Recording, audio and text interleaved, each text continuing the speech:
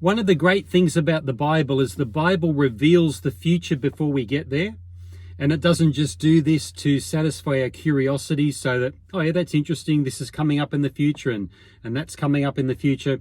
No, it's much more important than that. The Bible reveals to us future events that are coming, such as the day of the Lord, which is a time of destruction that is heading towards this world. I'm just sitting in my car and I've been reading my New Testament, just a couple of verses here in 1 Thessalonians chapter 5. And look at what Paul says to the Thessalonian Christians.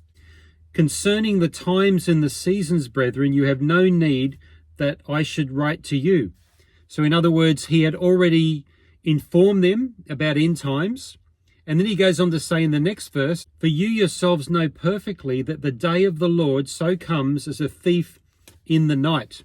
So the day of the Lord, that time of destruction, that time of God's intervention was coming, just as God sent a flood in Noah's day because of the wickedness of humanity.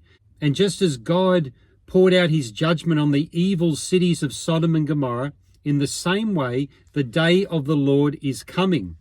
But Paul added that it's coming like a thief in the night. So there's going to be a surprising aspect, but not for everyone, because Paul says here, you know perfectly that it comes as a thief in the night. And then he says in the next verse about when they say peace and safety, then sudden destruction comes upon them, not upon you, not upon the believers who are aware and wised up about end time events because we're in the Word, and the Thessalonians have been taught well by Paul. And we've got 1 and 2 Thessalonians, so we can be wised up through reading these passages, Matthew 24, Luke 21, 2 Peter, the Apocalypse of Revelation, the book of Daniel, Isaiah chapter 13. We're given these passages so that we can be aware of what's coming. But when they say peace and safety, sudden destruction comes on them. These are the ignorant people. They're not heeding the word of God.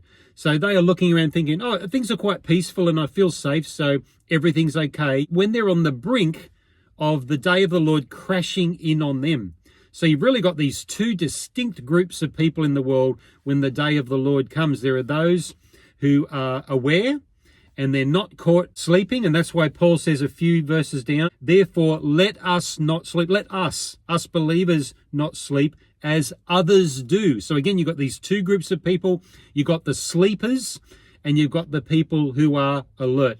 So it's so important for Christians to be in these prophetic passages. Again, not to satisfy prophetic curiosity, but to be aware of what's coming, to be on an end time footing, to be earnest in prayer, to be praying for lost and perishing souls around us who are asleep, and then to be looking forward to the fact that we have a future redemption. We have that final aspect of our salvation coming when Jesus comes back, takes his people, and our bodies are transformed into glorious bodies like Jesus' body after his resurrection.